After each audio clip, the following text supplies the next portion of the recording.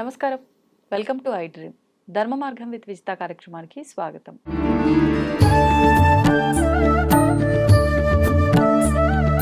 ప్రస్తుతం మనతో పాటు ఉన్నారు దివ్య విశ్వశక్తి పరివార్ ప్రచారకులు స్వామి ఓం స్వరూప్ గురూజీ గారు. ఇప్పుడు వారితో మాట్లాడి మరిన్ని విషయాలు తెలుసుకుందాం. నమస్కారం అండి. దివ్యాశిషులు తల్లి, దివ్య శక్తి స్వరూపులందరికీ కూడాను. సంతోషం. ముఖ్యంగా మనం ఏ పని చేయాలన్నా కూడా శ్రద్ధ అనేది ఉండాలి. అసలు శ్రద్ధగా ఏ పని చేయాలన్నా అసలు ఏకాగ్రత అనేది కుదరాలి. ఈ మధ్యకాలంలో మనం ప్రతి పనిలోనూ ఏకాగ్రత ఉండాలి. అదేవిధంగా మనం మనశ్శాంతిగా ఉండాలి అంటే ధ్యానం చేయాలి. చేసే పనిలో అంటే ఇన్వాల్వ్ అయిపోయి చేయాలి. ఇవన్నీ ఉండాలంటే ఏకాగ్రత అనేది ముఖ్యం. ఏకాగ్రత కుదరాలి అని అంటే ఒక్కొక్కరు ఒక్కొక్క రకమైన అంటే టిప్స్ చెప్తూ ఉంటారు. అసలు ఏంటి ఏకాగ్రత అంటే ఏంటో ముందుగా మాట్లాడుకొని ఈ ఏకాగ్రత కుదరటానికి మనం ఏం చేయొచ్చో సులభంగా ఆ విషయాలన్నీ కూడా తెలియజేయండి. తప్పకుండా తల్లి, ఇది చాలా విశేషమైన, ప్రత్యేకమైన, అందరికీ అవసరమైనటువంటి విషయం. ఏకాగ్రత లేకుండా జీవితం లేదు. ఏకాగ్రత లేకుండా చదువు రాదు. ఏకాగ్రత లేకుండా మనం ఏ పని నేర్చుకోవడం కానీ, వినడం కానీ, సాధన చేయడం కానీ, ఇత్యాదివి ఆలకించడం కూడా ఏకాగ్రత లేకపోతే ఏదో చెప్తూ ఉంటారు క్లాస్లో, మాస్టర్ గారు పాపం చెప్తూ ఉంటారు, వినకపోతే మరి ఫెయిల్ అయిపోతాడు. మాస్టర్ గారు చెప్పింది వినాలంటే దృష్టి పెట్టాలి, అంతే. అట్లాగే ఇప్పుడు ఏకాగ్రత ఈ ప్రపంచంలో, ఈ కలియుగంలో, ఒకప్పుడు ఏకాగ్రతకి చాలా మార్గాలు ఉండేవి. అడవిలో వెళ్ళి ముక్కు మూసుకుంటే ఏకాగ్రత వచ్చేది. దాంట్లో ఎవరు ట్రైనింగ్ అవసరంలా. ఆ రోజులు వేరు. ఇప్పుడు ఈ కలియుగంలో తేలికపాటి మనకందరికీ అర్థమయ్యే రీతిలో ఏమిటంటే, ముందు చూసే పద్ధతిని మనం మార్చుకోవాలి. ఇప్పుడు మనం దైనందిక జీవితంలో ఉదయం నుంచి రాత్రి వరకు కూడాను టీవీ చూస్తాం, తర్వాత ప్రయాణాలు చేస్తాం, ఆఫీస్లో కొంతమందితో మాట్లాడతాం, చిట్ చాట్ ఇవన్నీ ఉంటాయి. దానికి తోడన్నట్టుగా మరి సెల్ ఫోన్ కూడా ఉంటుంది. ఇవన్నీ కూడా చెయ్యొచ్చు, ఏది దోషం లేదు, తప్పు కాదు. కానీ ఏకాగ్రత చదువుకునేటప్పుడు చదువుకోవాలి, వినేటప్పుడు వినాలి, చూసేటప్పుడు చూడాలి, పని నేర్చుకునేటప్పుడు దాని మీద దృష్టి పెట్టి ఇది చేస్తే దాంట్లో సఫలీకృతం, సక్సెస్ అనేది ఉంటుంది. కానీ మన పద్ధతుల్లో ఏమిటంటే, ఏకాగ్రతకి ఏదైతే చూస్తామో అది ముందు మైండ్లో రిజిస్టర్డ్ అవుతుంది. ఎనీథింగ్, మనుషుల్ని గుర్తుపట్టాలంటే కూడా ఏకాగ్రత. ఇప్పుడు నేను మిమ్మల్ని చూస్తున్నాను, మీరు నన్ను చూస్తున్నారు, మనం ఇంకెవరైనా చూస్తున్నాం అంటే చూడడం అనేటువంటిది కామన్. కానీ చూసేటప్పుడు ఈ కళ్ళు ప్రపంచంలో పవర్ఫుల్ కెమెరాలు కంటే దీనిది ఈ లెన్స్ ఏమిటో, ఈ దేవుడు పెట్టిన సృష్టి ఏమిటో, ఆ మహత్యం ఏమిటో చాలా తెలుసుకోవడానికి టైం చాలా పడుతుంది. మామూలు కెమెరాల కంటే అదేమో చిత్రం తీసి బంధన చేస్తుంది. ఈ కళ్ళల్లో మిమ్మల్ని ఈ ప్రపంచంలో ప్రతి వస్తువుని క్లీన్ అబ్జర్వ్ చేస్తూ క్లోజప్, తర్వాత లాంగ్ డిస్టెన్సు, షార్ట్ డిస్టెన్సు ఇవన్నీ తీయగలుగుతుంది. అంటే కెమెరా చేసే పనుల కంటే ఎక్కువగా చేస్తుంది.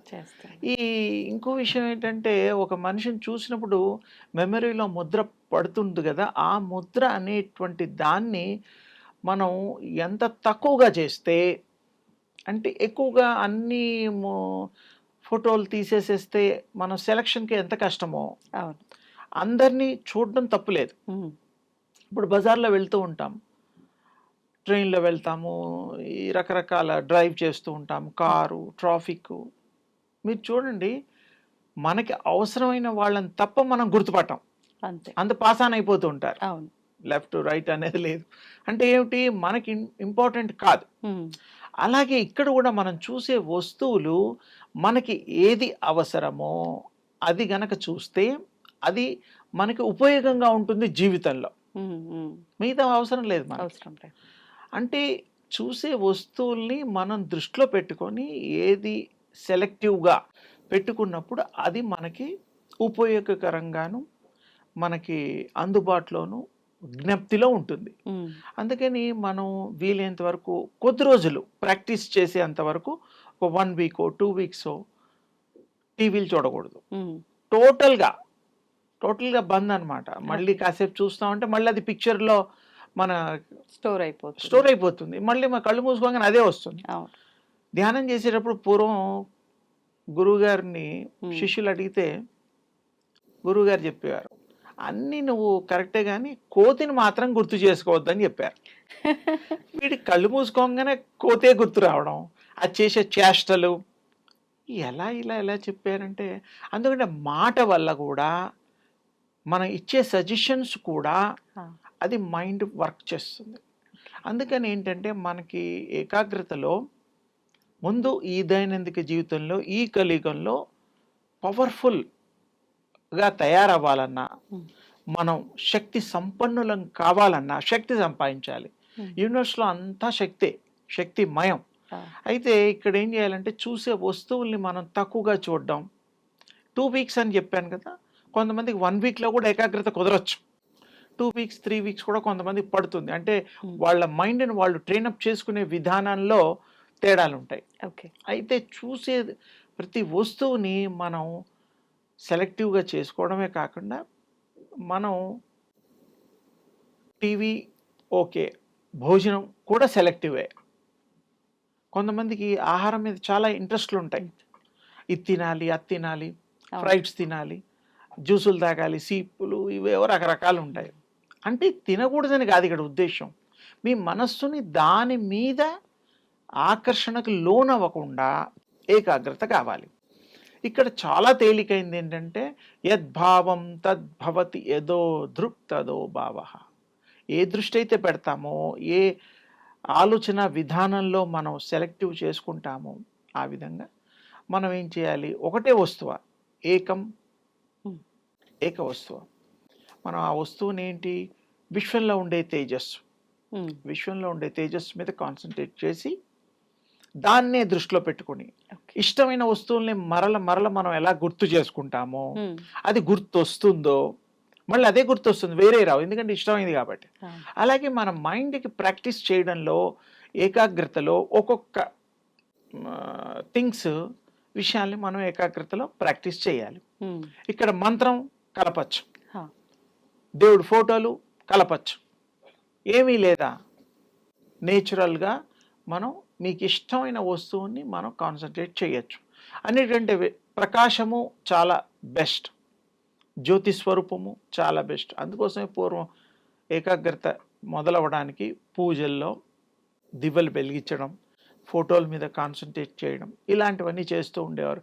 సో మనిషిని చూస్తే ఎంత భావం కలుగుతుందో, ఆధ్యాత్మికంగా మనం ఉన్నతి కోసం చేస్తామో, ఆ విధంగా మనలో మనం దాన్ని పెంచుకోవడం కోసం, హృదయంలో హత్తుకొని ఉంచుకోవడం కోసం ప్రకాశాన్ని మనం కాన్సన్ట్రేట్ చేస్తే, విశ్వమంతా ప్రకాశమయం, ప్రకాశంతో నిండి ఉంది.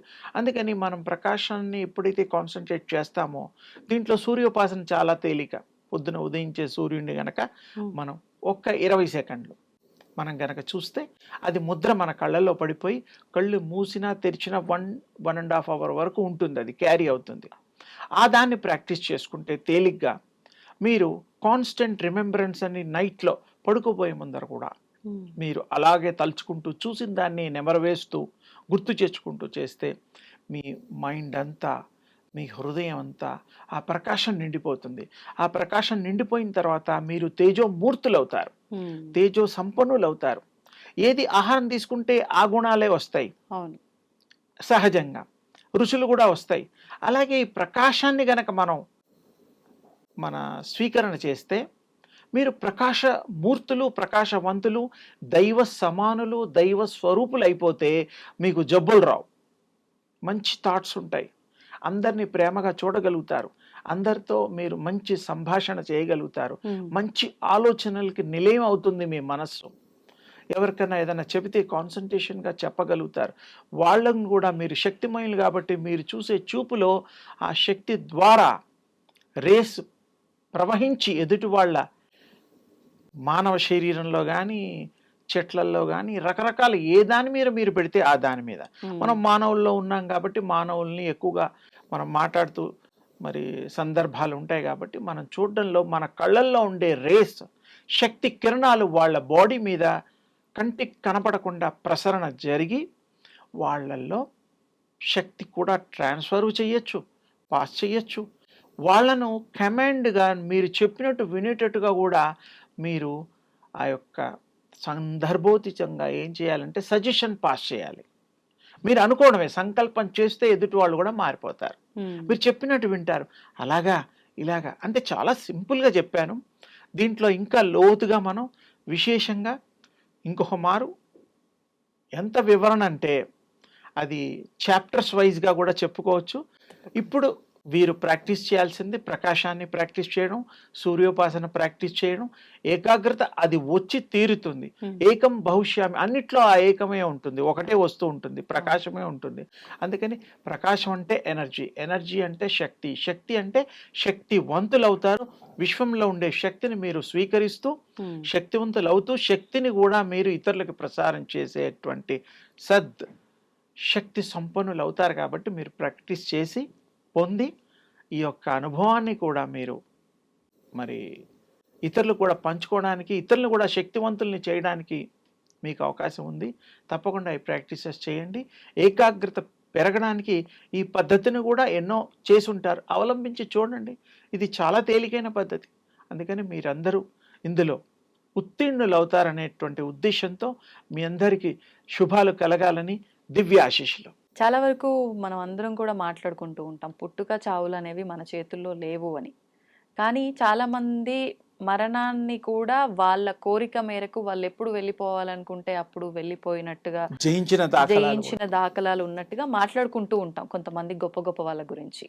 అసలు అంటే ఇదంతా చూస్తే అసలు ఏది నిజమో అనిపిస్తుంది. ఇంకొక విషయము, ప్రతి మనిషికి కొన్ని జన్మలు ఉంటాయి, 7 జన్మలు అనేది నార్మల్గా మాట్లాడుకుంటూ ఉంటాం.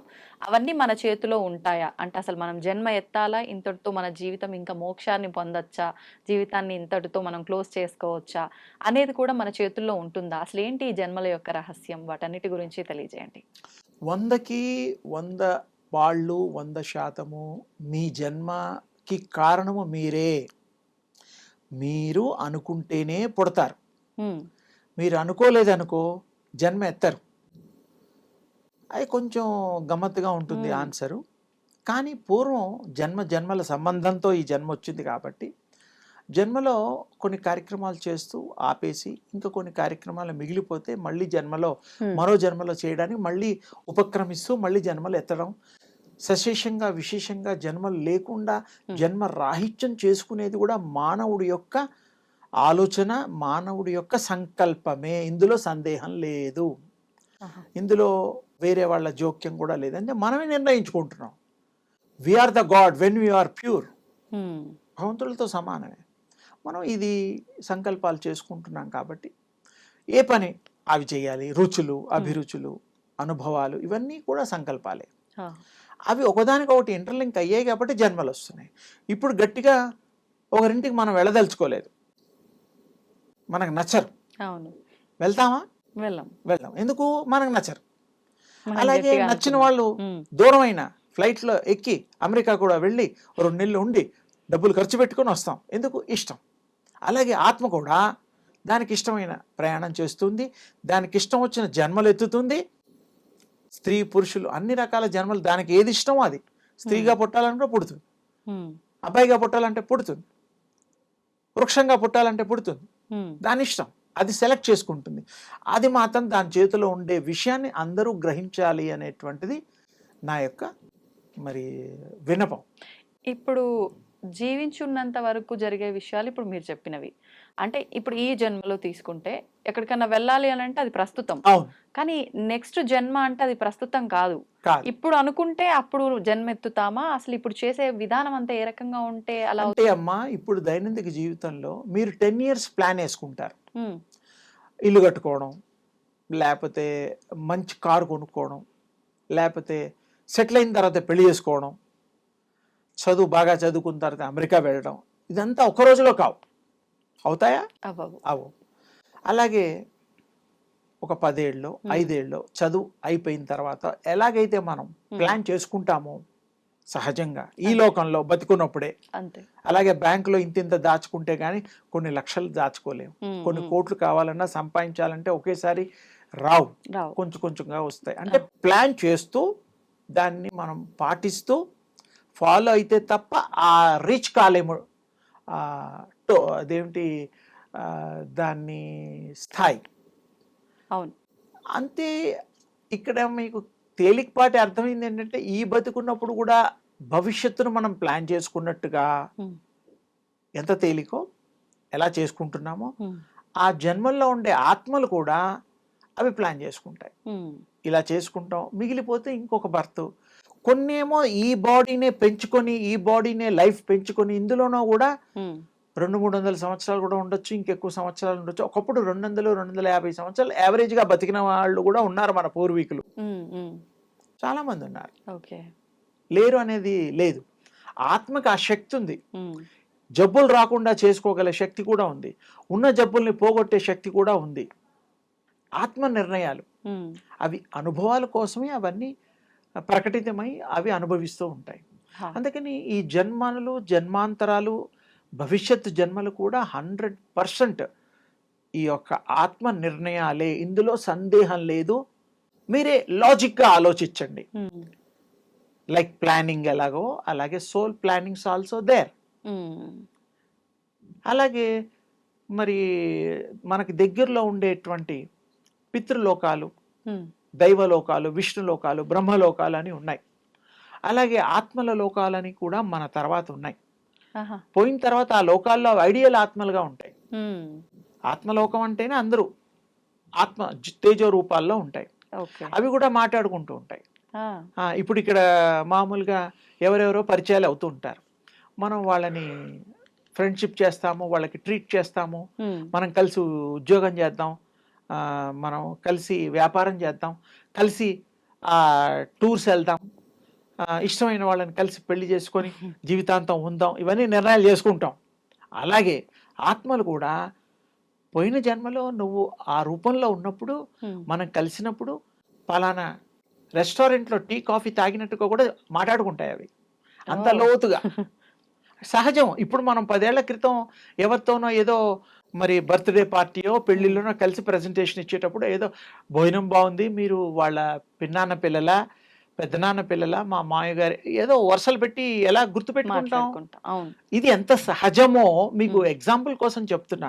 అంత సహజము మీకు ఆత్మలు గుర్తుపడతాయి. వాటి క్లోజ్గా ఉండే ఆత్మలు గుర్తుపడతాయి. మళ్ళీ ఆ క్లోజ్గా ఉండే ఆత్మలు కూడా ఆ లోకాల్లో ప్రయాణం చేస్తాయి, కలిసి నిర్ణయాలు చేస్తాయి. కలిసి మనం మళ్ళీ జన్మ తీసుకుందాం, ఒకే ఇంట్లో పడదామా, ఓకే, పక్క ఇంట్లో పడదామా, ఓకే, అలా కూడా నిర్ణయం తీసుకోగలుగుతాయి. అంత శక్తి సంపన్నమైన. అంటే ఇదంతా భగవంతుడి చేతిలో ఏం లేదు. భగవంతుడు సాక్షిభూతుడు. భగవంతుడు మనకు శక్తి సంపన్నుడు. భగవంతుడు ఉండే శక్తి అంతా మనకి ఇచ్చి మీకు అవతారాల్లో మంచి చేయండి, మంచి అనుభవించండి, చెడు చేస్తే శిక్షలు అన్నీ చెప్పే మన ఈ జన్మలు ఇచ్చాడు. మనం కావాలని తెలుసో తెలియకో ఎక్స్పీరియన్స్ కోసం చెడును కూడా ఎక్కువ ప్రేమించి మళ్ళీ ఇబ్బందులు పడి దానికి పాప ప్రక్షాళన చేసి మంచివాళ్ళగా మారి యోగం ద్వారా, తపస్సుల ద్వారా, దీక్షల ద్వారా ఎలా చేస్తున్నాం. అలాగే భగవంతుడు మంచి చేస్తాడు, సాక్షిభూతుడు. ఆయన కోరుకున్నప్పుడు ఆయన వచ్చి ఆయన కాపాడేది కూడా ఉన్నాయి.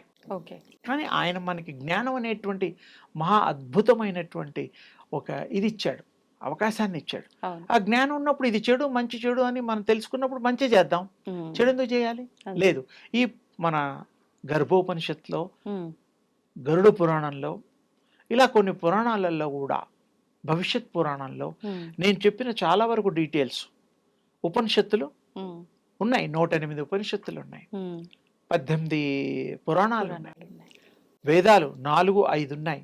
ఇవన్నిట్లో కూడా ఎన్నో విశేషమైన జ్ఞాన సంపద మన పూర్వీకులు మనకు అందించారు, దివ్య ద్రష్టలు చూసినవి. అందుకని మన చేతిలో ఉన్నది మనం నిర్ణయించుకోగలుగుతాము. మాయతో కప్పబడి ఇది అనుభవించేంత వరకు కొన్ని చేస్తూ ఉంటాము. ఇది చేయకుండా ఉంటే బాగుందని చేసిన తర్వాత ఆలోచిస్తాం. అదే ముందరే ఆలోచిస్తే ఆ చెడు పనులు చేయాల్సిన అవసరం ఉండదు. అదే మాయ. జ్ఞానంతో పనిచేస్తే మాయను కూడా ఛేదించవచ్చు తప్పకుండా. అందుకని మనం ఎప్పుడు జ్ఞానవంతులుగా ఉండడం కోసం మనం ఏం చేయాలి, అది గనక చేస్తే తప్పకుండా మాయని అతిక్రమించి మనం మంచిగా జీవించడానికి, మంచి జన్మలు ఎత్తడానికి, అవును. మంచి బ్రతుకు ఇతరులకు ఇవ్వడానికి కూడా అవకాశం ఉంటుంది. కాబట్టి మానవులు ఎప్పుడు మంచి థాట్స్ని క్యారీ చేయడం వల్ల మంచి సోల్స్గా మిగిలిపోతారు. మీ సోల్స్ని మిమ్మల్ని మీరు అర్థం చేసుకోగలుగుతారు. మరి మీకు ఇష్టం వచ్చినట్టుగా కూడా జన్మలు తీసుకోవడం మానేయడం కూడా మీ చేతిలో ఉంటుంది. పనులు లేని వాడికి వేరే చోట ఉద్యోగాలు ఉండవు. అలాగే మనం అన్ని పనులు చేసాక, అన్ని కోరికలు తీరాక మళ్ళీ ఈ జన్మలు అవసరం లేదు. అందుకని ఐడియల్ జన్మలో ఐడియల్ ఆత్మలు ఆ లోకాల్లో హాయిగా విగరిస్తూ, ఇంకా ఊర్ధ్వగతులు, స్వర్గాలు, ఇంకా బోల్డ్ లోకాలు ఉన్నాయి. ఆ లోకాల గురించి కూడా ఇంకోసారి విశేషంగా మనం మాట్లాడుకుందాం. ఇప్పుడు వీరు చేతిలో ఉంది ఆత్మ జన్మలెత్తడము, అనుభవంలోకి వస్తుంది. కానీ జ్ఞానముతో ఉండేటువంటి ఆలోచన చేసిన వాళ్ళకే ఈ యొక్క పరిపక్వ స్థితి దశ వస్తుంది, సాధ్యమవుతుంది. అదండి. శుభం తల్లి. ధన్యవాదాలండి. And for more videos, Please subscribe to iDream. Please subscribe to iDream. Please subscribe iDream. And please subscribe to iDream. For more videos, subscribe to iDream. please like, share, and subscribe to the channel. Congratulations, iDream. subscribe to iDream. Subscribe to iDream. So subscribe to iDream Media. iDream ki iDream team andarki huge congratulations. Please subscribe iDream Media. Please subscribe to iDream. Subscribe iDream. Please subscribe to iDream. iDream అంటే నా కళల channel subscribe చేసుకున్న నోరు తిరుగుతలేదు, మీరైతే గంట గుర్తు కొట్టండి. For more such videos, please subscribe to iDream. Subscribe to iDream. Please subscribe to iDream. Please subscribe iDream Media. Please do subscribe to iDream. Please subscribe to iDream Media. For best entertainment and information, please subscribe iDream. And don't forget to subscribe to iDream.